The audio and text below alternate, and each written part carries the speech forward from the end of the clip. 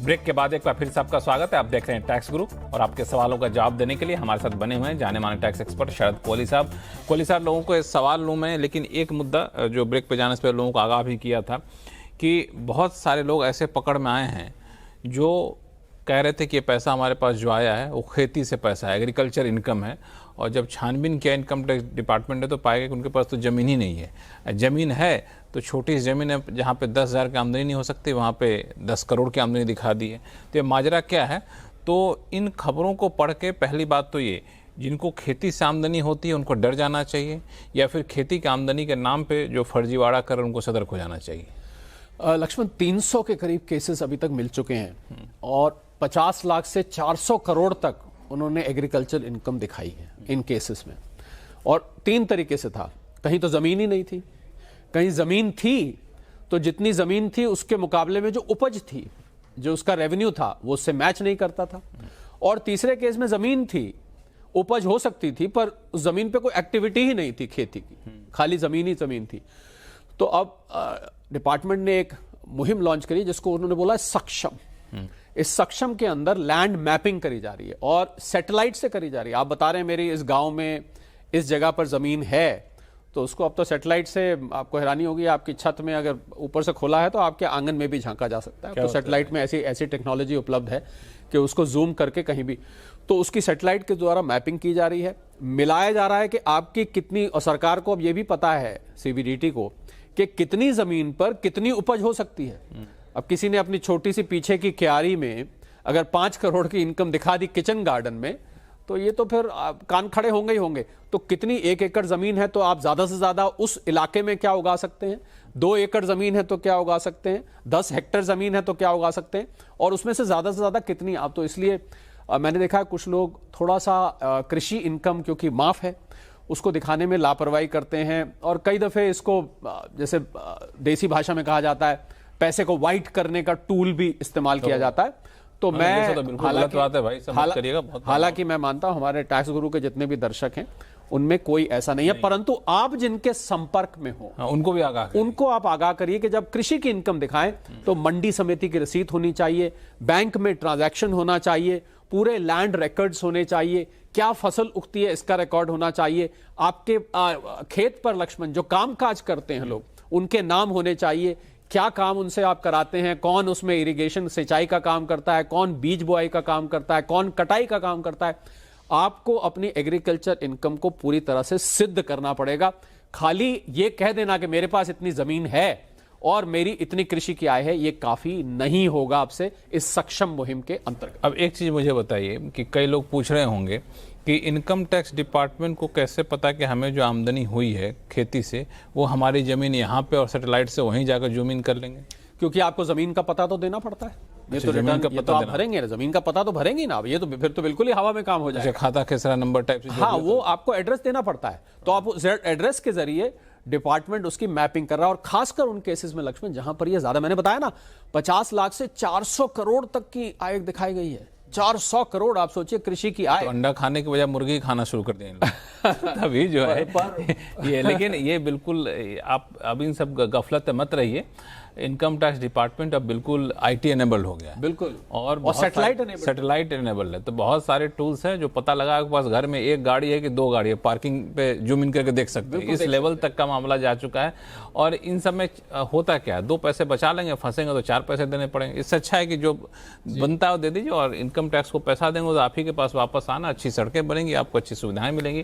तो ये सब काम मत करिएगा कि फर्जी आमदनी दिखाई एग्रीकल्चर से और फिर जो है सो टैक्स बचा लिया, जो कि बहुत पैनी नज़र है इनकम टैक्स डिपार्टमेंट की। तो ये कोहली साहब ने बहुत साफ कर दिया। अच्छा, एक सवाल और कि एग्रीकल्चर इनकम अगर वाकई किसी को, तो उस पर कोई चिंता करने की बात नहीं है? हाँ, एग्रीकल्चर कोई एहतियात बरतने की जरूरत नहीं। एहतियात जो मैंने बताया ना आपको, आप मंडी समिति की रसीद रखिए, बैंक में पैसे आने चाहिए, जो लेबर काम करिए उसका रिकॉर्ड चाहिए, लैंड रिकॉर्ड्स होने चाहिए, वो सब आप रखिए और दिखाइए। हालांकि सर रखना भी थोड़ा सा मुश्किल ही होता है। देखिए, मंडी समिति की रसीद कौन रखता है? नहीं रखते। आपने जो सवाल पहले पूछा था ना लक्ष्मण कि क्या जितने जो किसान हैं ऐसे तो उन सबको रिटर्न फाइल करनी, दिक्कत वहां आती है जब आपकी कृषि इनकम भी है और दूसरी इनकम भी है, तभी आप रिटर्न फाइल कर रहे हैं ना, जिसके लिए पार्शियल इंटीग्रेशन का एक फॉर्मूला दिया हुआ है आयकर में कि आप जो एक तरीका होता है कि दूसरी इनकम के साथ एग्रीकल्चर इनकम को जोड़ के किस प्रकार से निकाला जाता है, तो वही समस्या, खाली कृषि इनकम है तो वो तो भारत के बहुत बहुत सारे गिनती में किसान हैं जिनके लिए किसान सम्मान निधि चलता है, और भी किसान है। खाली खेती दिक्कत आती है जहां पर दोनों किस्म की इनकम होती है। भाई इस पे हम ऐसा करें, एक अच्छे से अलग से डिस्कशन करेंगे, बड़ा बहुत लोगों की दिलचस्पी इसमें है, लेकिन इसमें चूंकि कई सारे फोन कॉल्स आ चुके हैं उनसे भी बात करना जरूरी है।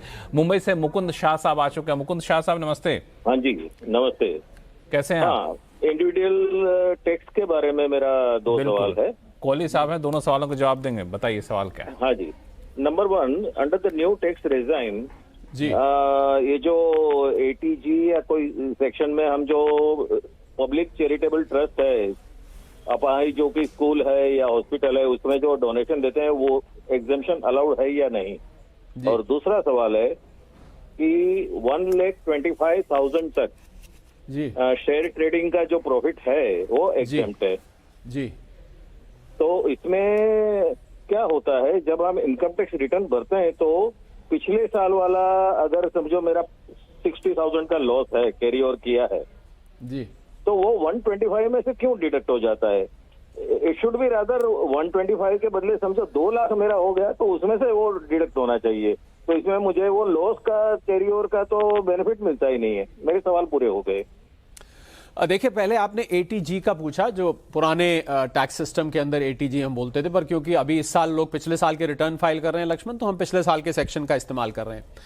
न्यू रेजीम में नहीं है, न्यू रेजीम में ये बेनिफिट आपको नहीं मिलेगा। पहले तो आप ये ध्यान रखें, न्यू रेजीम में जो चैप्टर 6A की डिडक्शंस होती थी ये अवेलेबल नहीं है, ओल्ड रेजीम में ये अवेलेबल है। दूसरा आपने पूछा 1,25,000 का, तो 1,25,000 का ये जब आप उसको सेट ऑफ वगैरह कर लेंगे उसके बाद आप इसको लेंगे, तो हो सकता है आप आगे पीछे कर रहे हो। एक दफे चेक करके देखिएगा कि आप पहले क्या डाल रहे हैं। पहले आप अपना जो पुराना जो ब्रॉड फॉरवर्ड लॉस है या जो आपको और शॉर्ट टर्म या long term capital gain loss हुआ है, पहले आप उसको सेट ऑफ करें, उसके बाद आप 1,25,000 को यूज करें। आप इसको करके देखिएगा और हमें बताइएगा, क्योंकि कई दफे लक्ष्मण क्या होता है कि आप कॉलम को अगर आगे पीछे कर देते हैं तो उससे वो, क्योंकि उसमें कैलकुलेटर्स इन बिल्ट हैं, तो अपने आप उठाता है। तो इसलिए इसको करके देखिएगा और हमें बताइएगा। दिक्कत तो दूर हो गई शाह साहब? हाँ जी, थैंक यू। चलिए, थैंक यू। और फिर हो तो बताइएगा, जैसा कोहली साहब ने बताया। इसमें चल लेते हैं भोपाल फटाफट। आकाश मेहता साहब हैं। आकाश मेहता साहब नमस्ते। नमस्ते सर। बताया जाए।